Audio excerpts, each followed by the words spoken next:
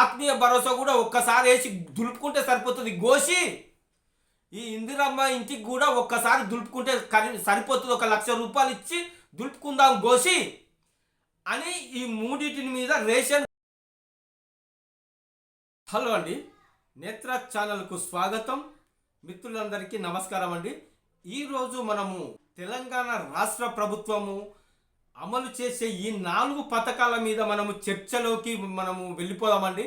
ముఖ్యంగా రైతు భరోసా, అలాగే ఆత్మీయ భరోసా, ఇందిరమ్మ ఇండ్లు, రేషన్ కార్డ్, ఈ 4 మీద మనకు క్లియర్ కట్గా ఒకే వీడియోలో క్లియర్ కట్గా జెన్యూన్ ఇన్ఫర్మేషన్ అని చెప్పుకోవచ్చునండి.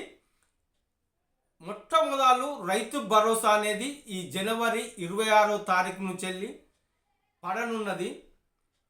ఈ రైతు భరోసా అనేది గుట్టలకు చెట్లకు కాకుండా మొన్న తీసుకున్న నిర్ణయం అనేది మార్చారు, కొంత మేరకు మార్చారు. ఎందుకంటే ఈ శాటిలైటు తోటి తీసుకున్నది దాన్ని కొంచెం మార్చి, ఎందుకంటే ఇప్పుడు యాసంగి పంట కూడా కొంతమందికి తీసుకొని ఉన్నారు.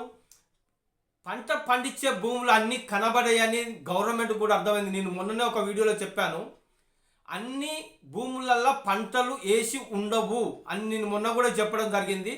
అది గవర్నమెంట్ కూడా అర్థమైంది.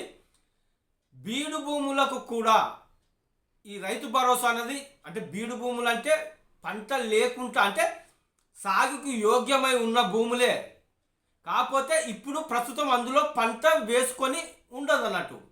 దానికి కూడా రైతు భరోసా అనేది చెల్లిస్తామని తెలపడం జరిగింది. ఒక కొండలకు గుట్టలకు లేకుంటే ఇప్పుడు ఈ పారిశ్రామిక పరంగా ఉంటాయి కదా, వాటికి మాత్రం ఎట్టి పరిస్థితుల్లో రైతు భరోసా వేయమనేది చెప్పడం జరిగిందండి. మిగతా భూములన్నిటికీ రైతు భరోసా వస్తుందని క్లియర్ కట్గా నిన్న చెప్పడం అంటూ జరిగింది.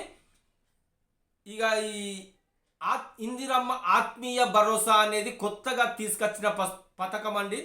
కేవలం భూమి లేని రైతు కూలీలకు ఈ పథకం అనేది వర్తిస్తుంది. ఇప్పుడు కేంద్రమును రాష్ట్రం తలపెట్టిన ఈ ఉపాధి హామీ కార్డు అనేది ఖచ్చితంగా కలిగి ఉన్న వారికి మాత్రమే, కలిగి ఉన్న వాళ్ళకి ఎటువంటి భూమి ఉండకుండా ఉండాలి. వాళ్ళకు ఎటువంటి భూమి కూడా వాళ్ళ పేరు మీద రిజిస్టర్ అయి ఉండకూడదు. కేవలం కూలీల పనికి మాత్రమే వెళ్ళే వారికి ఈ ఆత్మీయ భరోసా అనేది పడడం అంటూ జరుగుతుందండి. వాళ్ళు ఈ ఉపాధి హామీ సంవత్సరానికి 100 రోజుల కూలీ పని వెళ్ళేవారు ఉంటారు కదా, ఖచ్చితంగా వాళ్ళు ఈ గడిచిన 2 సంవత్సరాలలో వాళ్ళు కనీసం 20 రోజుల కూలీ పనికి వెళ్ళి ఉండాలి. ఈ ఉపాధి హామీ కూలీకి కనీసం ఈ 2 సంవత్సరాలలో 20 రోజులైనా కూలీకి పెయ్యి ఉపాధి హామీ పథకంలో పాల్గొని డబ్బులు తీసుకొని ఉన్న వారికి మాత్రమే ఈ ఆత్మీయ భరోసా అనేది పడడం అంటూ జరుగుతుందండి. ఇది క్లియర్ కట్గా ఆల్రెడీ చెప్పేసింది. ఇది ఇంతకు మించిగా వేరే ఏమనేది ఉండదు.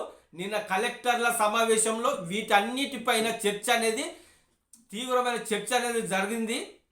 26వ తారీఖు నుంచి ఈ ఆత్మీయ భరోసా కూడా వీరికి మాత్రమే, నేను చెప్పిన ప్రకారంగా మాత్రమే వారికి మాత్రమే ఈ ఆత్మీయ భరోసా అనేది పడడం అంటూ జరుగుతుంది. ఇక దీనికి వేరే ఏ మార్గం లేదు. కనీసము 2 సంవత్సరాలైనా ఈ గడిచిన కాలంలో వాళ్ళు ఉపాధి హామీ కార్డు కలిగి ఉండి 20 రోజులు ఈ ఉపాధి హామీ పథకంలో కనీసము 20 రోజులన్నా వర్క్ చేసి ఉండాలి. అలా ఉన్న వారిని మాత్రమే గుర్తించడం అంటూ జరుగుతుంది. వారికి మాత్రమే ఈ ఆత్మీయ భరోసా అనేది వేయడం అంటూ జరుగుతుందని గవర్నమెంట్ చెప్పేసింది. Okay, clear. ఇప్పుడు మనము ఇందిరమ్మ ఇంటికి వస్తే, ఇప్పుడు కొత్తగా మనకు తెలుస్తున్న విషయం ఏంటంటే, ఎక్కువ శాతం గ్రామీణ ప్రాంతాలలో గిరిజనులకు ముందు వారికి ఈ ఇందిరమ్మ ఇండ్లు అనేది వాళ్ళకు కేటాయించడం అంటూ జరుగుతుంది అనేది ఇవాళ వచ్చిన న్యూ అప్డేట్ అండి. కొత్తగా ఇవాళ వచ్చిన న్యూస్ అండి. గిరిజనుల్లో ఉన్న ప్రాంతాలలో ఉన్న వారికి మొట్టమొదటగా ఈ ఇందిరమ్మ ఇండ్లు అనేది ఇవ్వడం అంటూ జరుగుతుంది. అటెంకనే ఎవరికైనా అనేది గవర్నమెంట్ చెప్పిందండి. ఈ 3000 నియోజకవర్గానికి 3500 ఇండ్లు అయితే తరువాత వికలాంగులకు, శారీరక వికలాంగులు వాళ్లకు, ఇంకా పోతే భూమి లేని నిరుపేదలు అంటే మామూలుగా ఇప్పుడు భూమి లేని వాళ్ళు చాలామంది ఉన్నారు. ఒక హైదరాబాద్ నగరంలోనే వేలాది మందికి ఇల్లు లేదు, కానీ కట్టుకుందామంటే స్థలము లేదు. ఇప్పుడు గవర్నమెంటు ఇస్తానని ఉన్నా వారికి కట్టుకోవడానికి ప్లేసు లేదు. అలాగే వేల మంది హైదరాబాద్ ఒక మహానగరంలోనే ఉన్నారు. దీని మీద ఎటువంటిది నిర్ణయం అనేది గవర్నమెంట్ తీసుకోవడానికి సిద్ధంగా లేనట్టుగానే తెలుస్తుంది. ఎందుకంటే భూమి ఉండి అందరూ కలిగి ఉండరు. భూమి అనేది అందరికీ కలిగి ఉండరు. వాళ్లకు కూడా మనకు గవర్నమెంట్ భూములు ఉన్నాయి. వాటిని ఎక్కడో ఒక ప్రాంతంలో చూసి వారికి కనీసము ఒక 70-80 గజాల స్థలం చూసి ఇండ్లు కట్టించడానికి గవర్నమెంట్కి శాతన కాదా అండి? ఒక్క 70 గజాల స్థలం చూపించి కనీసం మినిమం 60 గజాల స్థలమైనా కావచ్చు, ఒక 60 గజాల స్థలము చూపించి వాళ్ళకు ఇల్లు కేటాయించడం శాత కాదా గవర్నమెంట్కు? అందరికీ ఇల్లు కట్టుకోవడానికి భూమి అందరు కలిగి ఉంటారని ఎట్లా అనుకుంటారండి? ఇది మనుషుల మీద దెబ్బతీయడం కాదా? ఇది ముఖ్యంగా ఆలోచించవలసిన విషయం అండి. ఈ విషయం ఖచ్చితంగా ఆలోచించాలి. భూమి లేని నిరుపేదలు చాలామంది ఉంటారు. 10 మందిలో 2 మాత్రమే కలిగి ఉంటారు ఇల్లు అడుగు జాగా. మిగతా 8 మందికి దాదాపుగా ఇల్లు స్థలం కట్టుకోవడానికి ఉండదు. వారికి ముఖ్యంగా వాళ్లకు కనీసం ఒక గవర్నమెంట్ స్థలం చూపించి ఒక 60 గజాల స్థలమైనా చూపించి వాళ్ళకు ఈ విధంగా ఇల్లు కట్టిస్తే గవర్నమెంటు మంచి పేరే కదా. ఇది ఒక నిర్ణయం తీసుకోవాలండి గవర్నమెంటు. ఇకపోతే రేషన్ కార్డు విషయంలో దాదాపు 30 లక్షల కార్డుల దాకా ఇప్పటికే దరఖాస్తు చేసుకొని ఉన్నారు. కానీ గవర్నమెంట్ ఏం చెప్తుందంటే మేము 10 లక్షల కార్డుల వరకే ఇవ్వడం అంటూ జరుగుతుంది. ఇప్పటికే మనకు రేషన్ కార్డులు కలిగి ఉన్నాయి 89, అంటే దాదాపు 90 లక్షల కార్డుల దాకా కలిగి ఉన్నారండి అందరూ. అన్ని రకాల కార్డులు, రేషన్ కార్డులు 90 లక్షల లోపు కొంచెం అటు ఇటుగా కార్డులు కలిగి ఉన్నారు. అయితే ఇప్పటికి మరి 30 లక్షల దరఖాస్తులు వచ్చినాయి రేషన్ కార్డు గురించి. అందులో ఏం చేస్తున్నారంటే వీళ్ళు 10 లక్షల కార్డుల వరకు మేము ఇస్తాము అని తెలపడం అంటూ జరుగుతుందండి. అలాగే ఈ రేషన్ కార్డులు 10 లక్షల కార్డులు ఇస్తే మరి ఇంకా మిగతా 20 లక్షల కార్డులు మరి వాళ్ళ పరిస్థితి ఏంది? నాకు తెలిసి ఉన్నవారికి చాలామందికి రేషన్ కార్డులు ఉన్నోళ్ళకు ఉన్నాయి. ఒక్కొక్క దిక్కు 2 దిక్కుల కార్డులు ఉన్నట్టు కూడా తెలుస్తుంది. ఇలాంటి కార్డులను కూడా ఇప్పుడు వేరేయడానికి గవర్నమెంట్ సిద్ధపడ్డదండి. 2 దిక్కుల కార్డులు కలిగి ఉన్న వారికి ఎక్కడెక్కడ ఉన్నాయో అనేది కూడా ఎంక్వైరీ చేసి వాళ్ళందరికీ కార్డులను తీసేయడం అంటూ జరుగుతుంది. 1 కార్డు 1 సిటీ కింద, 1 స్టేటస్ కింద ఇవ్వడం అంటూ జరుగుతుందండి. ఎక్కడ ఉన్నా ఒకే కార్డు కలిగి ఉండాలి. ఒక కార్డుకు ఎక్కువ 2 కార్డులు కలిగి ఉంటే నేరం అనేది కూడా తెలవడం అంటూ జరుగుతుంది. నిన్న కలెక్టరేట్లతోటి మీటింగ్లో ఈ విషయమే తెలిపారు ముఖ్యమంత్రి గారు. అయితే ఈ విధంగా తీసేస్తే ఇంకా కొంతమందికి కూడా కార్డులు ఇవ్వవచ్చును. ఆ ఇచ్చే ప్రయత్నం మరి చెయ్యాలి గవర్నమెంట్. ఇంకెప్పుడు చేస్తుంది? సంవత్సరం అయితే అంది. సంవత్సర కాలంలో నువ్వు ఏం చేసినావని చెప్పుకోవడానికి కూడా కొంచెం కూడా లేకుండా చేసుకున్న కాంగ్రెస్ గవర్నమెంటు ఇకనైనా ముందుబడి చేస్తేనే కదా మనుషులకు అర్థమవుతుందండి మీరు ఏం చేస్తున్నారు, ఏం చూస్తున్నారు అనేది. ఈ విధంగా రేషన్ కార్డులు కూడా ఇవ్వాలి. చాలామందికి ఇప్పటికే రేషన్ అందక దారిద్ర్య రేఖకు దిగువగా ఉన్నవారు కోకొల్లలు ఉన్నారనేది మీకు ఏమీ అర్థం కావట్లేదండి. చాలామందికి రేషన్ కార్డులు ఖచ్చితంగా అందివ్వాలి గవర్నమెంటు. వాళ్ళకు ఈ విధంగా ఇస్తేనన్నా వాళ్ళు కాస్త వాళ్ళని నిలబెట్టిన వారు అవుతారు. వీటన్నిటితో మనం చర్చించుకుంటే ఈ 4 పథకాలు ఈ జనవరిలో ఫుల్ హవాగా నడవడానికి గవర్నమెంట్ సిద్ధపడ్డదండి. ఈ 4 మీద ఈ విధంగా ఇప్పుడు రేషన్ కార్డు 15 సంక్రాంతి పండుగ నుంచి వెళ్ళే ఆల్రెడీ ఇంకెవరైనా ఉంటే కూడా దరఖాస్తు పెట్టుకునే అవకాశాన్ని గవర్నమెంట్ కల్పించింది. ఏమైనా తప్పులు ఒప్పులు ఉంటే కూడా ఈ మధ్యలోనే చేసుకోండి. ఏదైనా ఇప్పుడు ఎవరైనా కానీ పిల్లలు కొత్తగా ఇప్పుడు ఉన్నవారికి కూడా పేర్లు చేర్పించడము, లేకుంటే చనిపోయిన వారు ఉంటే కూడా వాళ్ళ పేర్లు తీసేయడము, కొత్తగా చేర్చడం అంటూ గవర్నమెంట్ కల్పించింది. ఇప్పుడు క్లియర్ కట్గా ఇప్పుడు ఈ సమయం ఖచ్చితంగా ఉపయోగించుకోవాలండి ప్రజలు. ఎందుకంటే మళ్ళీ ఈ అవకాశము మళ్ళీ రాదు. దాదాపు మళ్ళీ ఏ గవర్నమెంట్ వచ్చినా కానీ ఇటువంటి సిచ్యువేషన్ రాకపోవచ్చును. ఇప్పుడు పరిస్థితులు అనుకూలంగా ఉన్నప్పుడే ఈ రేషన్ కార్డు అయినా కానీ కొంచెం ఏం తప్పులు లేకుండా ఇప్పుడు మీరు సరిదిద్దుకునే అవకాశం గవర్నమెంట్ కల్పించింది. కాబట్టి వాటి మీద మీరు కొంచెం ఇంట్రెస్ట్ పెట్టి కరెక్ట్ చేసుకోగలరు. అందరికీ నేను చెప్తున్నానండి. ఈ విధంగా ఇప్పుడైతే ఇవి జరుగుతున్నాయండి.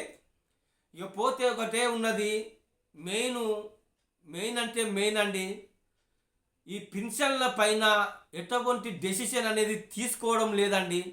కానీ ఇది గవర్నమెంట్కు మాత్రము ఉసురు తాకుతుందనే చెప్పచ్చునండి. ఎన్నికల ముందుకు అవ్వలారా, అక్కలారా, వికలాంగులారా, మీరు ఇప్పుడు తీసుకుంటే 2000 రూపాయలు వస్తాయి, నేను వచ్చినాక 4000 రూపాయలు మీకు అప్పచెప్తా అన్న రేవంత్కు ఖచ్చితంగా ఇది దీని మీద ఈ గవర్నమెంట్కు మాత్రం ఉసురు తాకుతుందని చెప్పుకోవచ్చును. ఈ ముసలి వాళ్లకు పని చేసుకోలేరు. వాళ్ళు ఏ కూలో నాలో చేసుకొని తినటోళ్ళు కాదు కదా. అలాగే వివిధ శారీరక వికలాంగులు ఉన్నారు. వాళ్ళు ఉన్నా కానీ, వయసు మీద ఉన్నా కానీ, ఒక స్టేటస్లో ఉండి చేయాలంటే కూడా వాళ్ళు ఎక్కడ పనికి కుదిరి కూడా వాళ్ళు ఎవరు పనికి చేసుకోలేరు కదా. ఎక్కడో పని చేద్దామంటే కూడా వాళ్ళని చూసి ఎవరు పని ఇవ్వరు. అలాంటి వారికి వాళ్ళను కనీసము ఒక్క మాట కూడా ఈ పెన్షన్ల మీద నిర్ణయం తీసుకోకపోవడము గవర్నమెంట్కు చాలా ఇది ఒప్పుకోరండి. ప్రజలు మాత్రం ఒప్పుకోరు. ఇది ఖచ్చితంగా ఉసురు మాత్రం ఖచ్చితంగా కాంగ్రెస్ గవర్నమెంట్కు తాకుతుంది. నేను మాత్రం చెప్తానా, ఇన్ని పథకాలు చేసిండు కూడా ఇది కొత్తగా వచ్చిన పథకం అయితే కాదు, ఇది పాత పథకమే. దీని మీద ఎటువంటి నిర్ణయం కూడా తీసుకోవట్లేదు. ఎందుకు అంటారని నేను ఒక మాట చెప్తానండి. ఇది లక్షలతో కూడుకున్నది కాబట్టి, ఇది నెలకు ఖచ్చితంగా వెయ్యవలసింది కాబట్టి వీటి మీద వెనకాడుతున్నది గవర్నమెంటు. ఇప్పుడు రైతు భరోసా ఒక్కసారి వేసుకొని దులుపుకుంటే సరిపోతుంది గోసి. ఈ ఆత్మీయ భరోసా కూడా ఒక్కసారి వేసి దులుపుకుంటే సరిపోతుంది గోసి.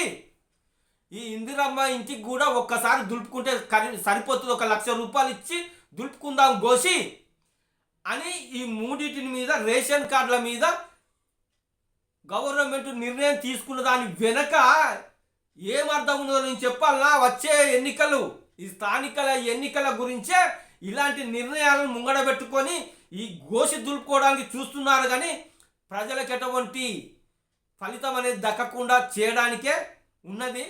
ఈ పథకాల పైన ఇంత హడావిడి కొనసాగడానికి కారణం వచ్చే స్థానిక ఎన్నికలు, సర్పంచ్ ఎన్నికలు, జెడ్పీటీసీ, ఎంపీటీసీ ఎన్నికలు ఉన్నాయి కదా. అలాగే హైదరాబాద్లో కూడా ఉంటాయండి. ఈ ఎన్నికలు కోసమే ఇంత నాటకాలు ఆడుతూ ఇంత జరిపించుకుంటా ఏరుకుంటా చేయడం కారణం ఈ ఎన్నికలండి. వీళ్ళు బాగుపడతారని గవర్నమెంట్ అనుకోవట్లేదు. కేవలం ఎన్నికల కోసమే, ఈ ఎన్నికల కోసమే ఇటువంటి భరతనాట్యాలు, గారడేశాలు, ఇంకా రకరకాలనే చెప్పుకుంటే ఇలాంటి వేషాలు వేయడానికి కారణం ఇది. ఖచ్చితంగా గవర్నమెంట్ తలుచుకుంటే వచ్చిన నెలలోనే ఇవన్నీ చేసి చూపించడానికి సిద్ధంగా ఉండకపోయినా వచ్చిన నెలలోనే ఇవన్నీ హడావిడిగా ఫటాఫట్ చేసే అధికారం లేదా మీ దగ్గర? అంత నాలెడ్జ్ లేదా? ఎంతమంది ఉద్యోగస్తులు లేరు, ఎంతోమంది ఉద్యోగస్తులు ఉన్నారు, ఎంతోమంది అధికారులు ఉన్నారు. వచ్చే నెలలోనే బ్రహ్మాండంగా చేసి చూపించేంత అధికారం మీ దగ్గర లేకపోతే మీరెందుకు